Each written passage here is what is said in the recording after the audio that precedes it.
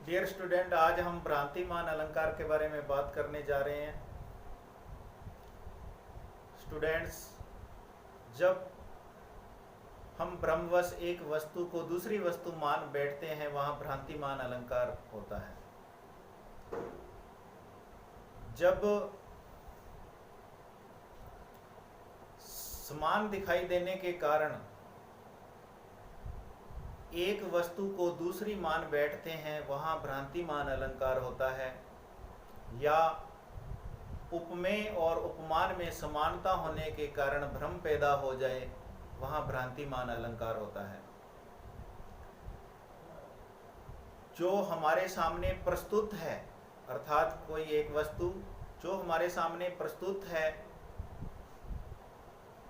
उस प्रस्तुत को देखकर समानता के कारण हम अप्रस्तुत मान बैठते हैं, समझ बैठते हैं, वहाँ भ्रांतिमान अलंकार होता है। तो आइए जानते हैं भ्रांतिमान अलंकार के बारे में। भ्रांतिमान शब्द दो शब्दों से मिलकर बना है। भ्रांति, जिसका अर्थ है संशय, भ्रम या वहम। दूसरा शब्द जो प्रत्यय के रूप में आया है, मान, अर्थ है मान लेना। तो देख रहे हैं, जहां एक जैसा दिखने के कारण हमारे सामने कोई वस्तु है तो उसमें हमें कुछ समानता दिखाई देती है। जैसे हमारा एक उपमेय है और उस उपमेय में उपमान के कारण समानता दिखती है, तो एक जैसा दिखने के कारण एक वस्तु को दूसरी मान लिया जाता है, वहाँ भ्रांतिमान अलंकार होता है। उपमेय और उपमान में समानता के कारण भ्रम होना ही भ्रांतिमान अलंकार की विशेषता है। जो हमारे सामने उपस्थित होता है, अर्थात प्रस्तुत, उस प्रस्तुत को देखकर किसी समानता के कारण अप्रस्तुत अर्थात दूसरी वस्तु समझ लेना भ्रांतिमान अलंकार है। तो प्रिय विद्यार्थियों, इस भ्रांतिमान अलंकार को हम विभिन्न उदाहरणों के द्वारा जानेंगे। आइए जानते हैं।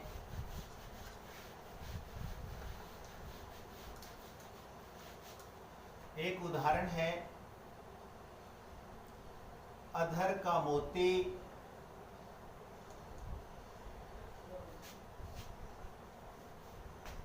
अधर का मोती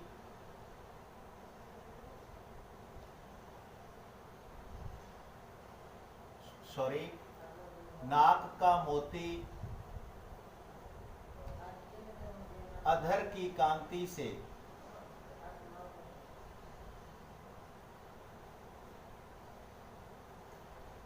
बीज दाड़िम का समझकर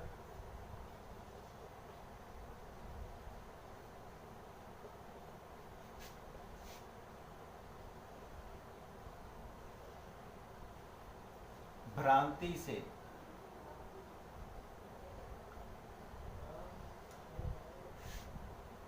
देखकर सहसा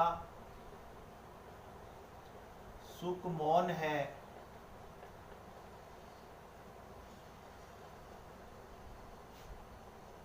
सोचता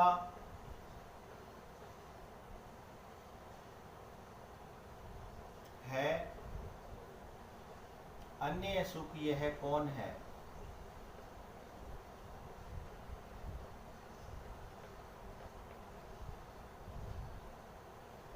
विद्यार्थियों, हमारे सामने ये पंक्तियां लिखी हैं। नाक का मोती अधर की कांति से बीज दाड़िम का समझकर भ्रांति से देखकर सहसा सुख मौन है, सोचता है, अन्य सुख यह कौन है। तो पहले तो हम मोती कोई रतन होता है, अधर ओष्ठ को कहते हैं, होठों को कहते हैं, कांति चमक, दाड़िम अनार के लिए आया है, अनार को दाड़िम कहते हैं। भ्रांति संशय, सुख होता है तोता, मौन चुप, ये भी तोते के लिए आया है। तो प्रस्तुत पंक्तियों में जो तोता है उसके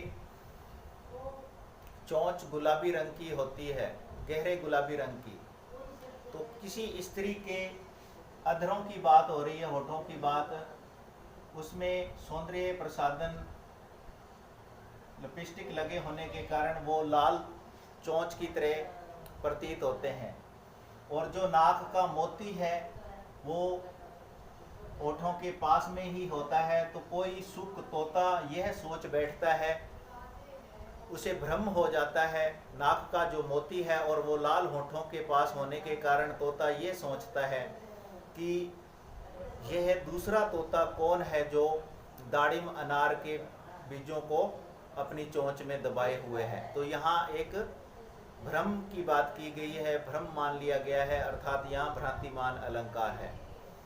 दोबारा फिर मैं रिपीट करता हूँ कि युवती के होश जो होठ हैं वो लाल हैं और पास में ही नाक में एक मोती है, तो दूसरे तोते को ये भ्रम हो गया है कि ये दूसरा तोता कौन है जो अपनी चोंच में अनार के बीजों को दबाए बैठा है, तो उसे भ्रांति हो गई है। यहाँ भ्रांतिमान अलंकार है।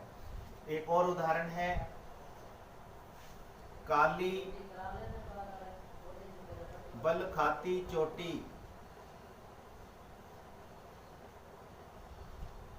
देख भरम होत नागिन का। विद्यार्थियों, इस पंक्ति में लिखा है काली बल खाती चोटी देख भरम होत नागिन का। तो स्त्रियों की जो चोटी होती है उसको देखकर कवि ने भ्रम पैदा कर लिया है अपने मन में कि ये नागिन, ये कोई नागिन है, तो उसे भ्रम हो गया है काली बल खाती चोटी को देख के। यहाँ भी भ्रांतिमान अलंकार था। एक और उदाहरण लेते हैं, जानी श्याम घनश्याम को, जानी श्याम घनश्याम को नाची उठे वन मोर। प्रिय विद्यार्थियों, जंगल की बात हो रही है, तो जंगल में मोर भी रहते हैं। वैसे तो मोरों की विशेषता है कि जब भी काले बादल आसमान में छा जाते हैं तो मोर अथाह खुश होते हैं और खुशी के मारे झूमने लगते हैं, पंख फैलाकर नाचने लगते हैं। तो यहाँ बात हो रही है श्याम। श्याम श्री कृष्ण के लिए आया है। कृष्ण जी बादलों के समान, मेघ के समान काले रंग के थे, और ये घनश्याम बादल के लिए आया है, घन के लिए आया है। तो कवि का इसमें तात्पर्य है कि जो वन में मोर प्राणी हैं, मोर पक्षी हैं, वो श्री कृष्ण जी को बादल समझ बैठते हैं और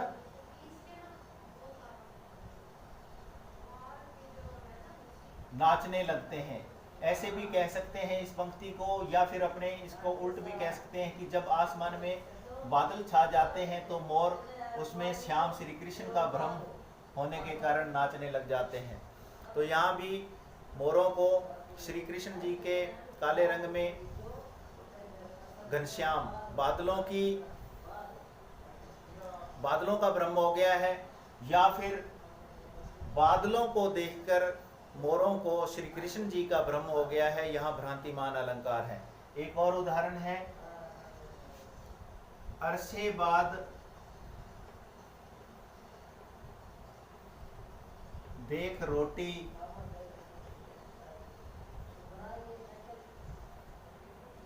चांद का आभास होता है।